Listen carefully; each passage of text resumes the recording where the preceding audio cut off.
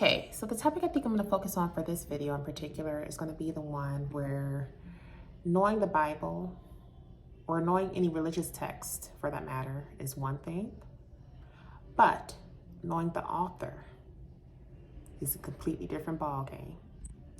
Let's go. Don't get me wrong. I think it's a beautiful thing when you are one who reads your text on a consistent basis, when you can quote the quotes and say which part of the book it came from. It's beautiful, bravo. But when it comes down to actually applying it to your day-to-day and actually living by it and actually letting that reflect in your day-to-day and not just on Sundays or Fridays or Saturdays, I think that says a lot within itself.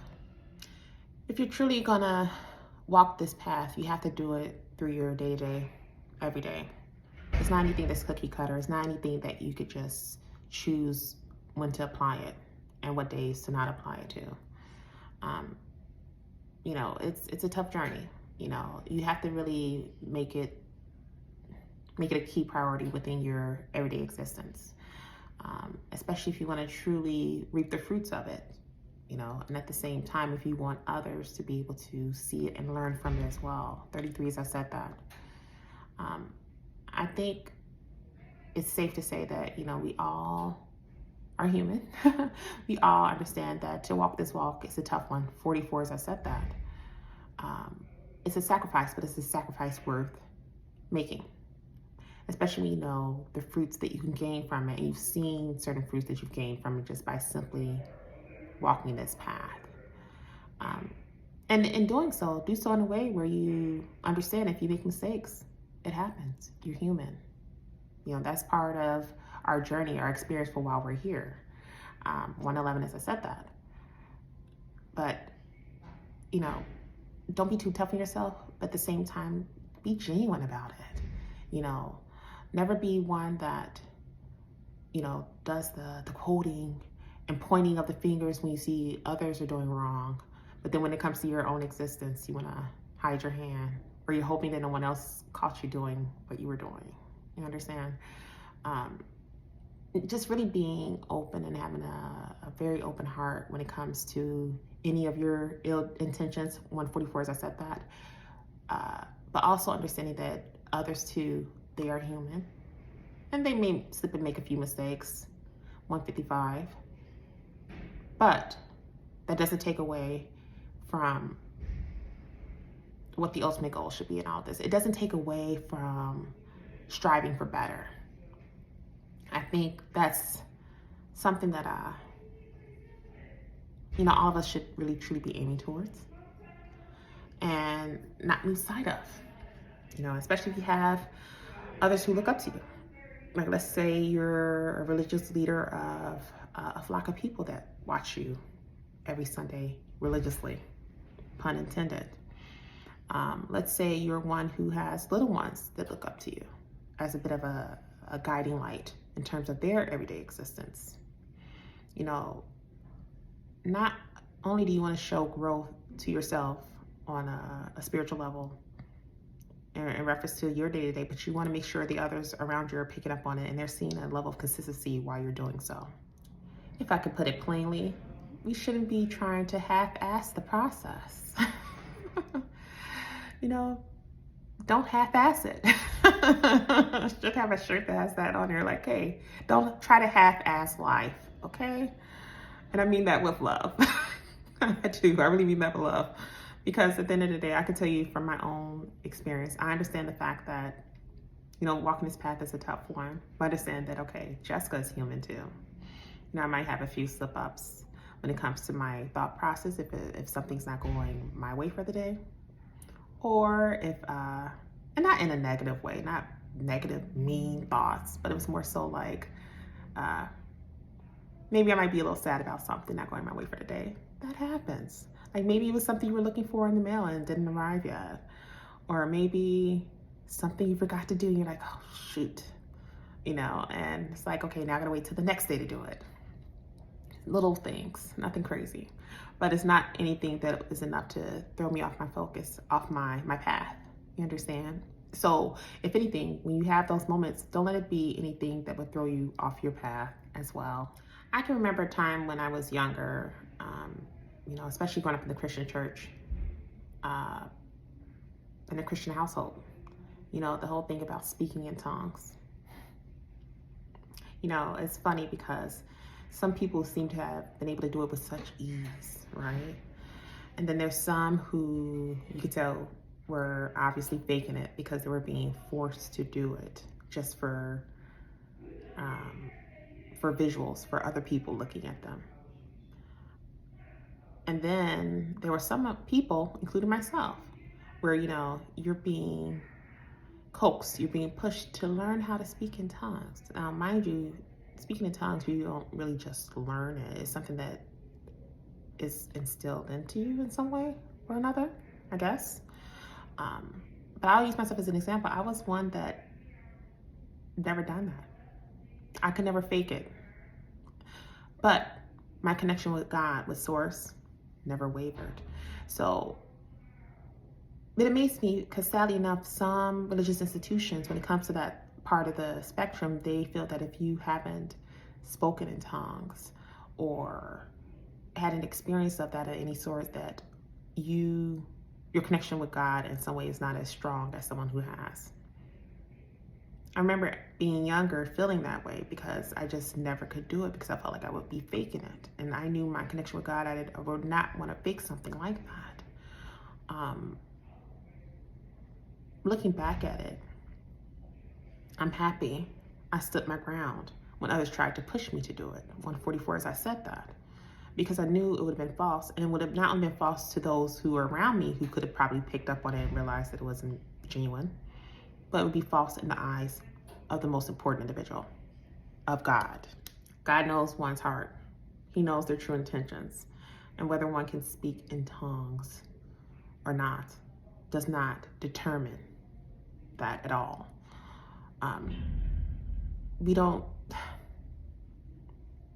I just would hope that more people start to understand that, and I hope more people will be more receptive to that notion that, if you are not able to, or if you are, just know that that doesn't mean your bond with God is any stronger or weaker.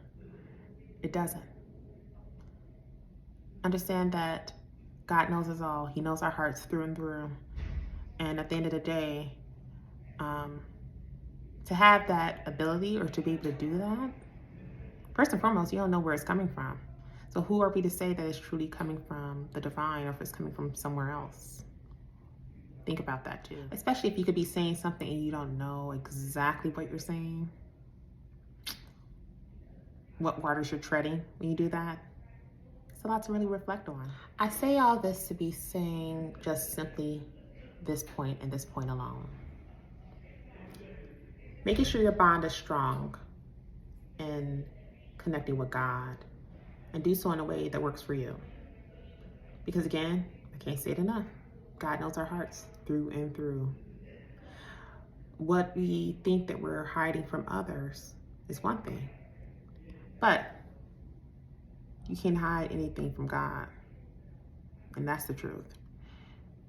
Knowing the Bible, the book, which we all know. I'm using the book as an example because this is the one that's I think, if not the top religion out of the entire world, Christianity. Knowing the book is one thing. And let's be honest, that book has been altered, updated, adjusted in so many different variations, rewritten, you name it, in so many different ways than just one. So even when it comes down to the original text, it's not all there. Certain things were cut out. People, just do your research when it comes to that. I don't even want to do another video on that. Just do your research when it comes to that part of the conversation.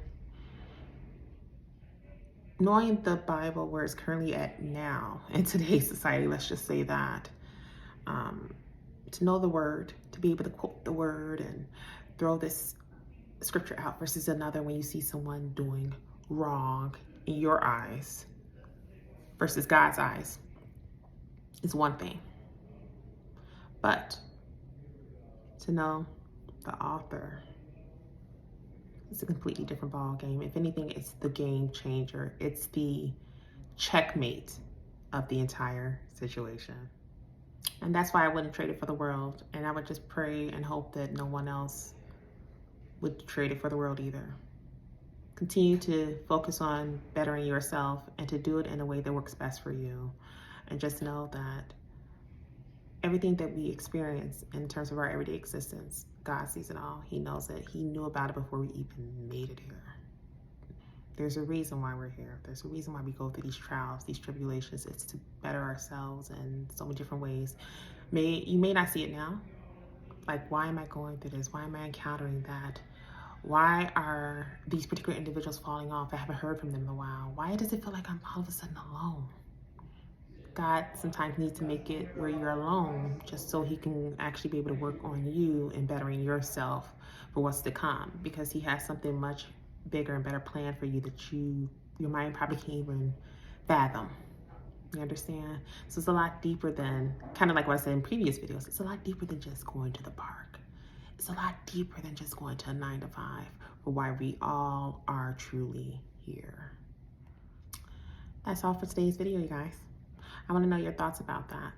And again, please do understand, this is not a dig at those who love quoting scriptures. You know, it's really nice. It's really impressive to see it. But it's not enough to move some of us who know to connect with God. You have to do so on a deeper level than just pulling a few scriptures out of the Bible. It's a lot more to it than just that. You may be able to impress some who are learning about the word, regardless of which religious text you use. You may impress those who are really intrigued by that. Like, how did they remember all of that? It takes time, get that. But when it comes to those, such as like myself, you see a lot deeper beyond that book that's been altered so many times over the years. It's not that impressive. I think we have to look at the whole notion of being connected with God on a deeper scale than just what's on paper. Because at the end of the day, when that paper is gone, when that book is gone, then what? How are you going to connect with God? We have the appropriate tools to do so without using the text. The text is just an additional accessory when you think about it.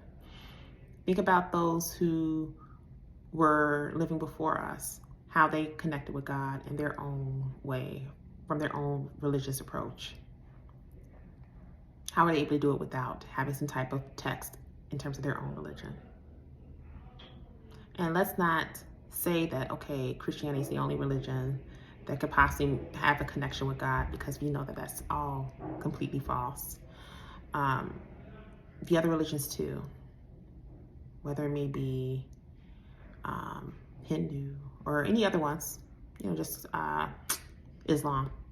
You know, when you think about it, when it comes to their idea of God, the way I think of it, everyone has a connection with God. Everyone has a different title for how they reference God, I should say. But it doesn't take away from the heart and the love that we all have for God. And that's the key piece in all of this. As always, you guys, definitely sending you love and light. Don't forget to like, share, and subscribe if you haven't done so already. And I really want to hear your thoughts about it. Sometimes conversations like this need to be had. It's more of like a wake-up call, like a ring the alarm, knock, knock, you know, but just to really get people to think about it. Don't get so wrapped up in the scripture quoters or the, what they call them, Bible thumpers, as an example, or anyone who follows that analogy in whatever religion they follow. I mean, I'm sure all religions have that one type of individual who does just that when it comes to the text that they read for their belief. Don't let that person become you. because again, it takes your focus off what truly matters, which is building that stronger bond with God himself. Until next time, you guys, I'm definitely sending you love and light, and be blessed. See you in the next video.